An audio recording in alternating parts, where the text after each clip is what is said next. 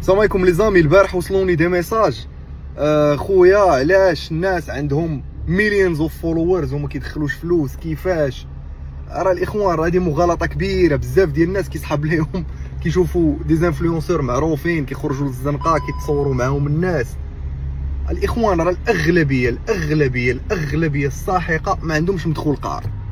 حنت الاشكال الاخوان ديال السوشيال ميديا راه شوف انا ماشي كنطيح منهم ولا كنقص منهم ولا شي حاجه، لا بالعكس بزاف منهم اصدقاء ديالي واي واحد كان يقدر يطيح في هاد لا سيتوياسيون.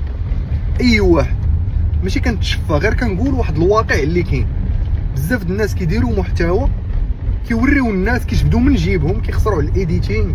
حيت كاين الاخوان مصاريف فهادشي، كيخسر على الايديتينغ، كيخسر على يقدر يمشي يكري ستوديو يشري ماتيريال وفي الاخر ما كيدخل والو. كيعاون الناس لله في سبيل الله. الاغلبيه الساحقه الاخوان دايره بحال هكا.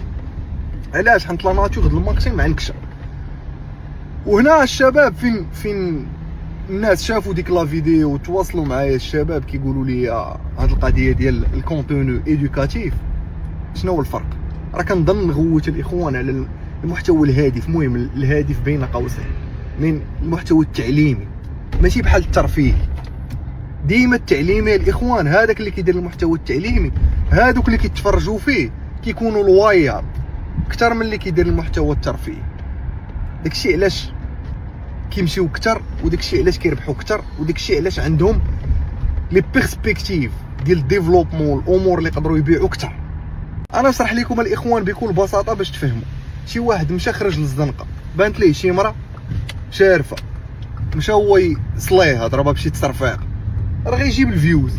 ولكن دوك الناس اللي غيكونوا تفرجوا فيه ما جايين باش يضحكوش، فهمتي؟ غيبان لهم شخص اخر كيدير شي حاجه اكثر باش تضحك غيمشي وغيمشي فايرال، غيبان لكم عندهم مليونز اوف فيوز. ولكن الاخوان راه هادوك الناس اللي كيتفرجوا فيه راه غيقول لهم عندي صالون د الحلاقه، ولا غيقول لهم عندي براند، ولا غيقول لهم جيو شريو، وغيقولوا ليه لا ما غيمشيوش لعنده. علاش؟ حيت ما جاوا باش ينشطوا، فهمتي؟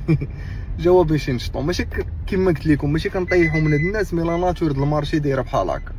داكشي علاش فين ما يبان لكم شي واحد عنده مليونز اوف فولورز ولا مليونز اوف فيوز راه ما عندها حتى علاقه بالمدخول.